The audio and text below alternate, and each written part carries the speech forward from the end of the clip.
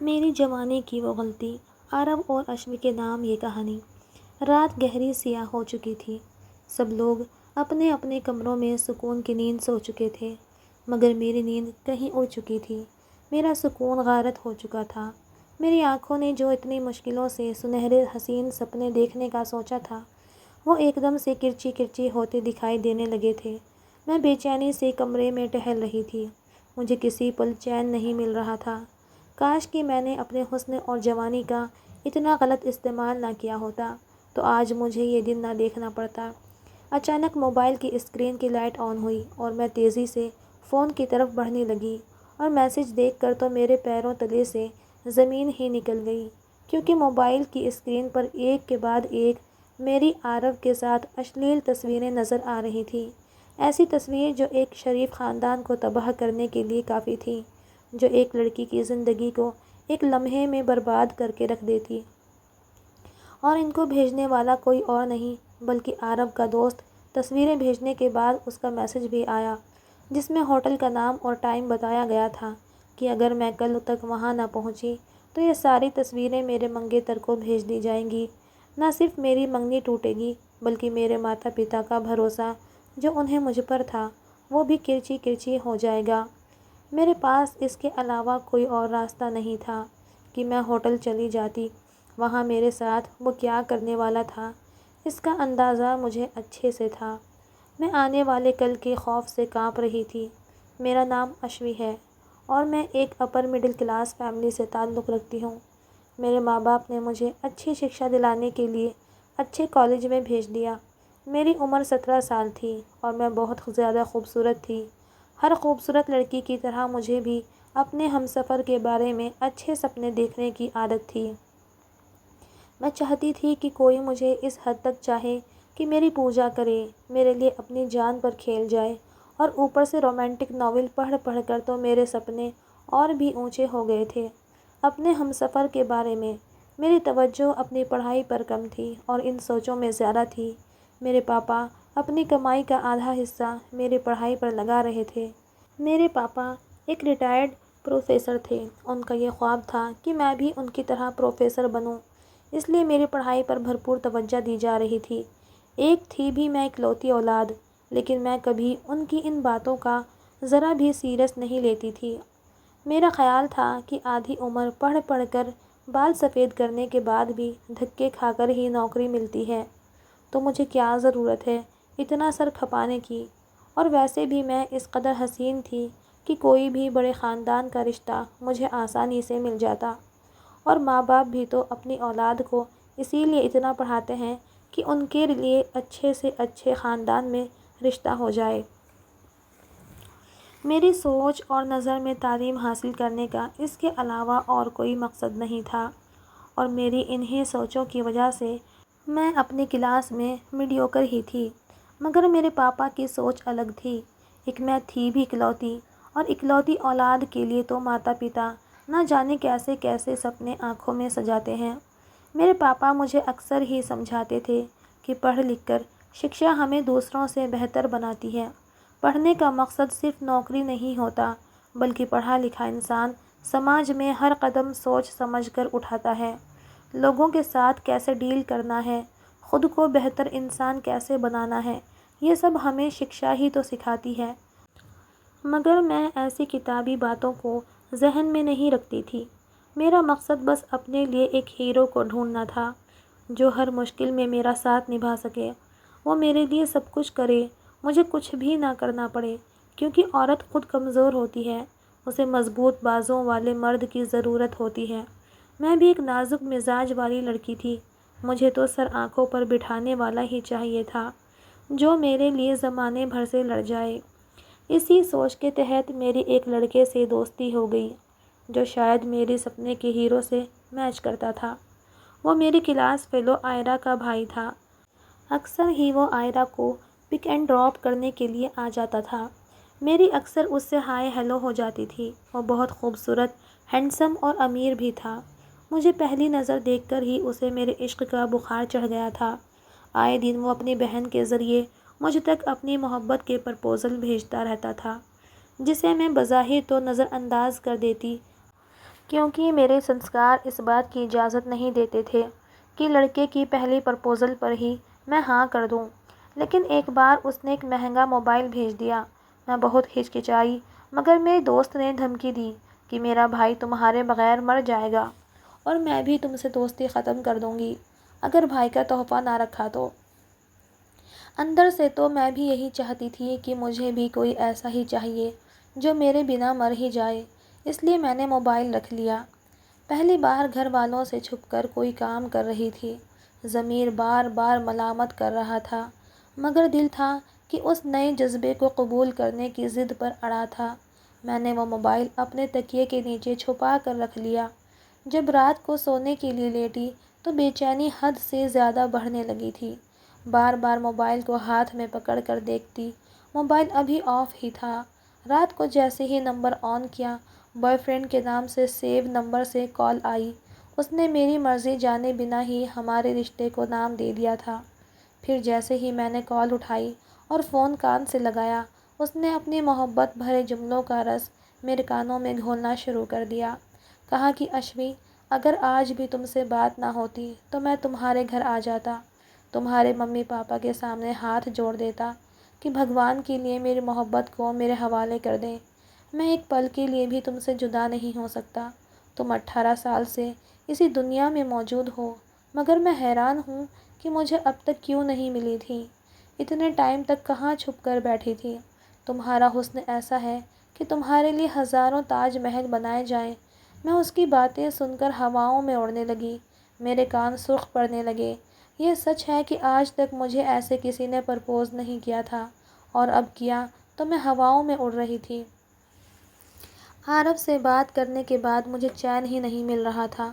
پڑھائی میں میرا دھیان پہلے سے بھی گھٹ چکا تھا اور اوپر سے ایگزامز بھی سر پر آ چکے تھے، مگر میں ساری رات اس کے ساتھ فون پر لگی رہتی تھی۔ اسے بھی شاید میرے علاوہ اور کوئی کام نہیں تھا، اور اسے ضرورت بھی کیا تھی؟ وہ امیر باپ کا بیٹا تھا، سونے کا چمچ منہ میں لے کر پیدا ہوا تھا۔ کوئی کام نہ بھی کرتا تو اس کی زندگی میں کوئی مشکل نہ تھی، مگر میں نے اپنے ماں باپ کے سپنوں کو اپنے پیروں تلے کچل ڈالا تھا۔ رزلٹ دیکھ کر میرے پاپا نے کہا تو کچھ بھی نہیں، میں تھوڑی دیر کے لیے شرمندہ ہوئی تھی کہ پاسنگ مارکس بھی نہیں آئے تھے، مگر عارف کی باتوں نے میرا جی بہلا دیا۔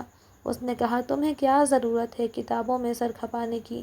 میں ہوں نا، میں تمہارا ہر سپنا پورا کروں گا، سر آنکھوں پر بٹھا کر رکھوں گا، بس ایک بار تم مجھ سے مل لو۔ اب فون پر گزارا کرنا مشکل ہے، بہت بے چین ہوں۔ میں نے کہا میں مل نہیں سکتی، تم بس اپنے ممی پاپا کو میرے گھر بھیجو رشتے کے لیے، اس کے بعد ملتے رہنا۔ عارف میری بات سن کر بولا کہ یار ابھی ہماری شادی کی عمر نہیں ہوئی، صرف 18 سال کی ہو تم، اتنی جلدی کہاں شادی کریں گے تمہارے گھر والے؟ مگر میں نے کہا کہ یہ میرا مسئلہ ہے، ان کو میں سمجھا لوں گی۔ اس نے کہا اچھا پہلے ایک بار ملنے تو آ جاؤ، اس کے بعد شادی بھی کر لیں گے۔ اگر کل تم ملنے نہ آئی تو واقعی میں زہر کھا کر مر جاؤں گا۔ یہ کہہ کر اس نے فون بند کر دیا۔ وہ بہت زیادہ جذباتی انسان تھا، اسے میرے لبوں سے بس ہاں سننا ہی پسند تھا، نہ کا تو سوال ہی پیدا نہیں ہوتا تھا۔ میں بے چینی سے ٹہلنے لگی۔ فون پر بات کرنا الگ بات تھی، میں ملنے کے حق میں نہیں تھی۔ وہ تو اتنا جذباتی تھا کہ پتہ نہیں مجھ سے مل کر کیا کر ڈالے گا۔ میرے ساتھ میرے گھر والوں کی سوچ نہیں تھی کہ وہ مجھے باہر گھومنے پھرنے کی اجازت دے دیتے، مگر عارف تو میری کوئی بات سن ہی نہیں رہا تھا۔ میں نے بار بار کال کی، اس نے ایڈریس بھیج دیا کہ اگر کل تک تم وہاں نہ آئیں تو میرا مرا ہوا منہ دیکھو گی۔ میں بہت بے چین ہو گئی تھی۔ شام ہوتے ہی میری بے چینی حد سے زیادہ بڑھنے لگی تھی، اس لیے مجھے صرف ایک ہی بہانہ سوجھا۔ میں نے ممی سے کہا کہ ممی ایگزامز میں نائٹ اسٹڈی کے لیے مجھے عائرہ کے گھر جانا ہوگا۔ میرے پیرنٹس نے مجھے کبھی روک ٹوک نہیں کی تھی کہیں آنے جانے سے، اور اسٹڈی کے معاملے میں تو وہ آنکھیں بند کر کے مجھ پر یقین کر لیتے تھے، اس لیے ممی نے اجازت دے دی۔ پاپا نے بھی کہہ دیا کہ جاؤ جاؤ اور خوب دل لگا کر پڑھائی کرنا۔ میں ان کی بات سن کر شرمندہ ہوئی تھی، مگر میرے پاس اور کوئی راستہ نہ تھا۔ عارف واقعی اپنے ساتھ کچھ کر لیتا تو میں بھی شاید خود کو کبھی معاف نہ کر پاتی، اس لیے میں اس کے بتائے ہوئے ہوٹل پہنچ گئی۔ سفید رنگ کا فراک پہنا تھا، جس میں میرا حسن اور بھی زیادہ کھل رہا تھا۔ یہ ہماری پہلی ملاقات تھی۔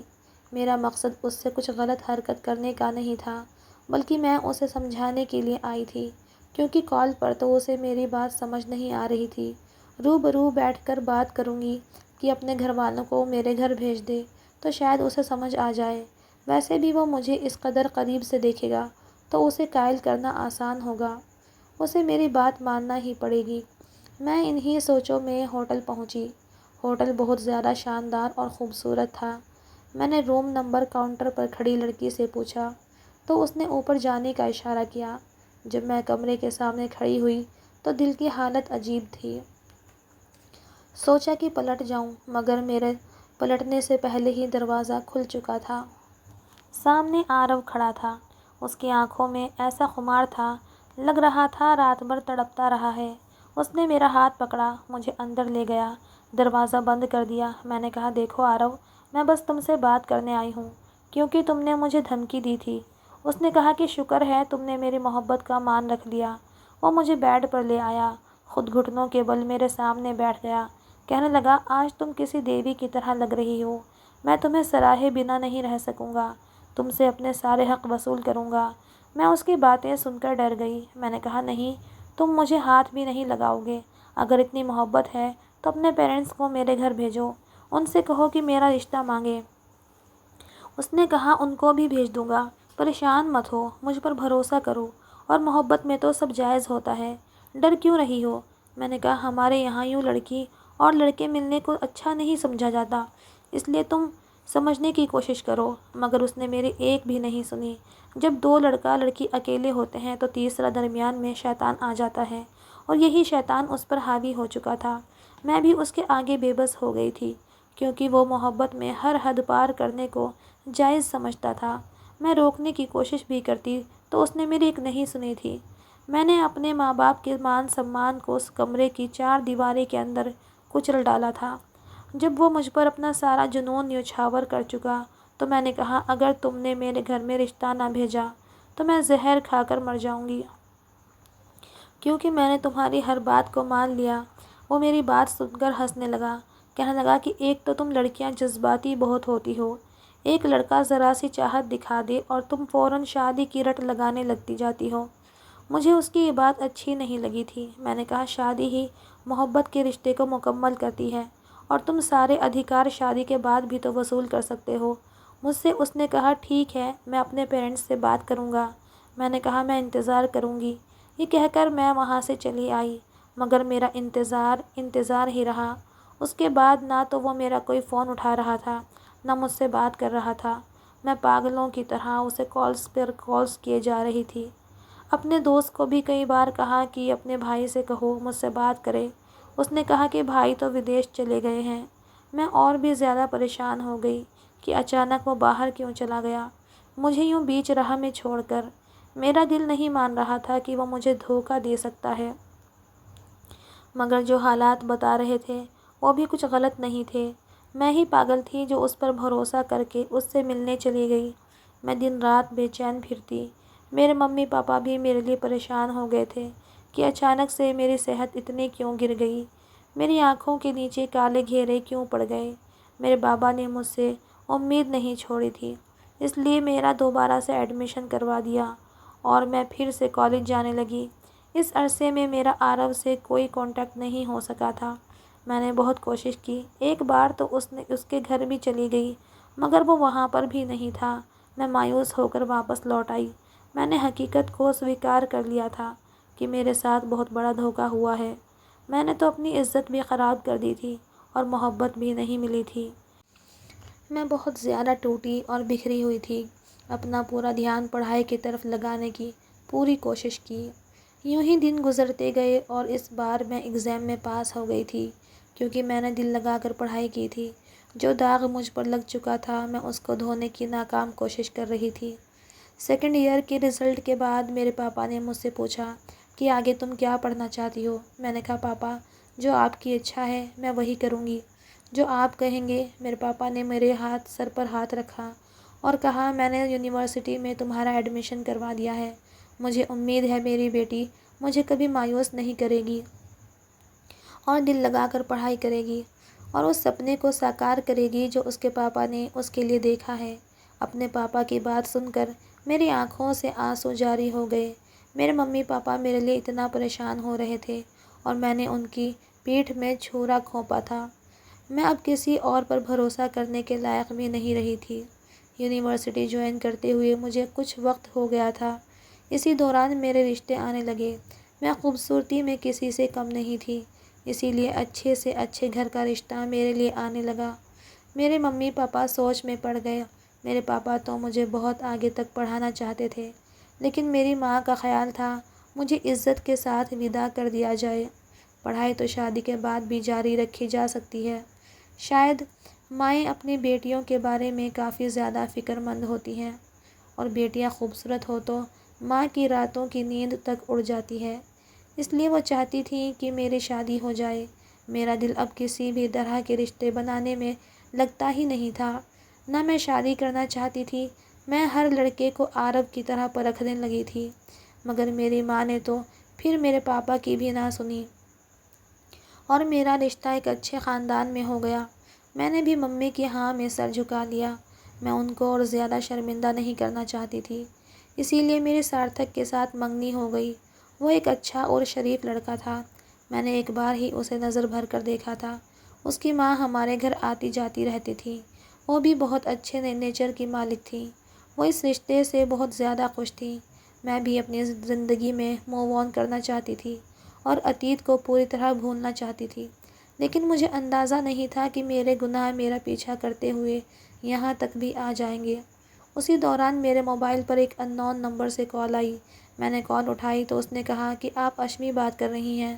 میں نے کہا جی، آپ کون بات کر رہے ہیں؟ اس نے کہا کہ میں عارب کا دوست بات کر رہا ہوں اور آپ سے ملنا چاہتا ہوں۔ اس کی بات سن کر میرے پیروں تلے سے زمین نکل گئی تھی۔ اتنے ٹائم بعد میں نے عارب کا نام سنا تھا۔ میرے شریر میں تھر تھری سی مچ گئی تھی۔ میں نے کہا میں کسی عارب کو نہیں جانتی، سوری، رانگ نمبر۔ میں نے یہ کہہ کر فون زور سے بند کر دیا، مگر اگلے ہی پل موبائل کی اسکرین پر جو کچھ مجھے نظر آیا وہ میرے ہوش اڑانے کے لیے کافی تھا، کیونکہ میری اور عارب کی اشلیل تصویریں اسی ہوٹل کے کمرے سے لی گئی تھیں جو میرے موبائل کی اسکرین پر جگمگا رہی تھی۔ جس راز کے فاش ہونے پر میں اب تک ڈرتی آ رہی تھی، وہ اچانک سے ایسے ہو جائے گا، مجھے اس کا اندازہ ہی نہیں تھا۔ میرے ہاتھ پاؤں پھول گئے۔ عارب کے دوست کا میسج آیا کہ کل اگر تم مجھے اس ہوٹل میں نہ ملی تو میں یہ تصویریں تمہارے منگیتر کو سینڈ کر دوں گا۔ میں نے کہا کہ تم مجھ سے کیا چاہتے ہو اور عارب کہاں ہے؟ میں اس سے بات کرنا چاہتی ہوں۔ اس نے کہا کہ عارب اپنے استعمال کی ہوئی چیزوں کو دوبارہ سے ہاتھ نہیں لگاتا، مگر مجھے تم کافی زیادہ پسند آئی ہو، اچھی لگتی ہو، اس لیے میں نے سوچا کہ ایک بار میں بھی ٹرائی کر کے دیکھ لوں۔ یہ سن کر تو میرا چہرہ سرخ ہونے لگا، میرے خون کی گردش تیز ہونے لگی تھی۔ میں نے کہا شرم آنی چاہیے تمہیں، اور عارب کو بتا دینا کہ میں اسے کبھی معاف نہیں کروں گی۔ اس نے کہا کہ اس سے معافی تم خود مانگ لینا، پہلے میری بات مانو۔ میں نے کہا میں ہرگز وہاں نہیں آؤں گی، میں ایک بار جو غلطی کر چکی ہوں اس کو دوبارہ نہیں کروں گی۔ اس نے کہا تم نہ آ کر بہت بڑی غلطی کرو گی، تمہاری زندگی برباد ہو جائے گی۔ یہ کہہ کر اس نے فون بند کر دیا۔ اب مجھے سمجھ نہیں آ رہا تھا کہ میں کہاں جاؤں۔ میں زندگی کے ایسے دوراہے پر کھڑی تھی کہ آگے کنواں اور پیچھے کھائی تھی۔ پہلے سوچا کہ اپنی ماں کو بتا دیتی ہوں، لیکن میں اپنی ماں کا بھروسہ نہیں توڑنا چاہتی تھی۔ منگیتر سے بات کرنا بھی فضول تھا، کیونکہ میں اسے جانتی تک نہیں تھی کہ وہ کس طبیعت کا مالک ہے، اور کوئی بھی منگیتر اپنی ہونے والی بیوی کی ایسی تصویریں دیکھ کر یہ منگنی فوراً سے توڑ دیتا۔ ساری رات میری کمرے میں ٹہلتے ہوئے گزر گئی، لیکن مجھے کچھ سمجھ نہیں آیا۔ جب اگلی صبح میں اس ہوٹل کے کمرے میں پہنچی تو سامنے کا نظارہ دیکھ کر میرے پیروں تلے سے زمین نکل گئی، کیونکہ وہ ایک دوست نہیں بلکہ 4-5 لڑکے تھے جو کمرے میں بیٹھ کر میرا انتظار کر رہے تھے۔ میری رگوں میں خون کی گردش تیز ہو گئی۔ میں نے ان سے کہا کہ تم لوگ کون ہو اور مجھ سے کیا چاہتے ہو؟ تو انہوں نے کہا کہ ایک لڑکی کو اکیلے کمرے میں بلانے کا مقصد صرف ایک ہی ہوتا ہے، تم اتنی معصوم تو نہیں ہو، تم یہ تجربہ پہلے بھی کر چکی ہو۔ میرا بس نہیں چل رہا تھا کہ میں ان کا منہ توڑ دوں۔ اچانک ہی کمرے کا دروازہ کھلا اور میرا منگیتر سارتھک اندر کمرے میں آ گیا۔ وہ سب لوگ اس کو دیکھ کر گھبرا گئے اور ایک دوسرے کے منہ تکنے لگے۔ سارتھک نے سب کے منہ پر ایک ایک گھونسا مارا اور کہا کہ شرم نہیں آتی ایک مظلوم لڑکی کی کمزوری کا فائدہ اٹھاتے ہوئے۔ خبردار، جو میری ہونے والی پتنی کے ساتھ کسی نے بدتمیزی کرنے کی کوشش کی یا اس کی طرف آنکھ بھی اٹھا کر دیکھا تو میں نے پولیس کو انفارم کر دیا ہے، وہ آتی ہی ہوگی۔ تم لوگ تو جیل میں ہی سڑو گے اب۔ اور وہ کمینہ آرو، اس سے تو میں خود ہی نمٹ لوں گا۔ اتنے میں پولیس بھی آ گئی اور ان سب کو گرفتار کر لیا گیا اور پولیس ان کو اپنے ساتھ لے گئی۔ سارتھک اور میں کمرے میں اکیلے رہ گئے۔ میں سر جھکائے اس کے سامنے مجرموں کی طرح کھڑی تھی کہ اب جو بھی وہ سزا میرے لیے طے کرے مجھے قبول ہے۔ دراصل میں نے یہاں آنے سے پہلے سارتھک کو کال کی تھی کیونکہ مجھے اس سچویشن میں اور کچھ بھی سوچ نہیں رہا تھا اور میں اپنے ہونے والے پتی سے اپنے داغدار زندگی کو چھپانا بھی نہیں چاہتی تھی۔ اس لیے میں نے فیصلہ کیا کہ میں اب اس کو سب کچھ بتا دوں گی۔ آگے وہ جو بھی فیصلہ کرے مجھے منظور ہوگا۔ وہ سلجھا ہوا اور شریف لڑکا تھا۔ اس نے میری بات تسلی سے سنی اور کہا کہ مجھے بھی اس ہوٹل کا پتہ دو اور تم بھی وہاں پر پہنچ جاؤ، آگے میں خود سنبھال لوں گا۔ اب میں اس کے سامنے نظریں جھکائے کھڑی تھی۔ میری آنکھوں میں شرمندگی تھی اور میں نظریں فرش پر گاڑے کھڑی تھی۔ میرا بس نہیں چل رہا تھا کہ زمین پھٹے اور میں اس میں سما جاؤں۔ سارتھک میرے قریب آیا۔ اس نے میرے دونوں ہاتھ پکڑ لیے اور کہا کہ تم نے مجھے حقیقت بتا کر بہت اچھا فیصلہ کیا۔ کام تو تم نے بہت غلط کیا ہے، مگر جیسے تمہاری کچی عمر تھی، اس عمر میں لڑکیاں بہت ساری غلطیاں کر جاتی ہیں اور کچھ دن کی جھوٹی محبت کے فریب میں اپنے ماں باپ کی زندگی بھر کی محبت کو فراموش کر جاتی ہیں۔ ہم سبھی اپنی اپنی زندگی میں کچھ نہ کچھ غلطیاں اور پاپ کر جاتے ہیں اور جب ہمیں سدھ بدھ آتی ہے تو اوپر والا تو ہمیں معاف کر دیتا ہے، لیکن انسان ایک دوسرے کو معاف نہیں کر سکتے۔ مگر کچھ انسان ایسے ہوتے ہیں جن کا دل بڑا ہوتا ہے، اور جس طرح سے تم نے رات کو مجھ سے مدد مانگی تھی، اپنی مجبوری بھی ظاہر کی تھی، مجھے تم صرف اپنی منگیتر نہیں بلکہ ایک مجبور مظلوم لڑکی لگی جسے مدد کی ضرورت تھی، اور میں نے وہی کیا جو ایک اچھے انسان کو کرنا چاہیے۔ اس لیے تم بے فکر رہو، میں یہ منگنی نہیں توڑوں گا اور تمہیں اپنانے کو تیار ہوں۔ اس کی یہ بات سن کر تو مجھے اپنے کانوں پر یقین نہیں آیا کہ کوئی انسان اتنا بھی اچھا ہو سکتا ہے۔ میں تو ہر لڑکے کو آرو کی طرح ہی سوچتی تھی، مگر سارتھک ایک واقعی بہت اچھا لڑکا تھا اور مجھے ایسے ہی ساتھی کی ضرورت تھی۔ میری آنکھوں میں آنسو آ گئے۔ مجھے سمجھ نہیں آ رہا تھا کہ میں کس طرح سے اس کا شکر ادا کروں یا کیسے اس سے معافی مانگوں۔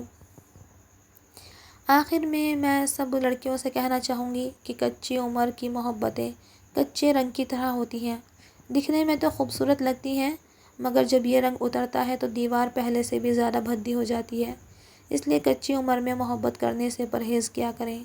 کیا پتہ آرو جیسا لڑکا آپ کی زندگی کے ساتھ کھیلنے کے لیے اپنی نظریں تم پر جمائے بیٹھا ہو۔ اس کہانی سے آپ نے کیا سیکھا؟ کمنٹس میں اپنی رائے ضرور بتائیں۔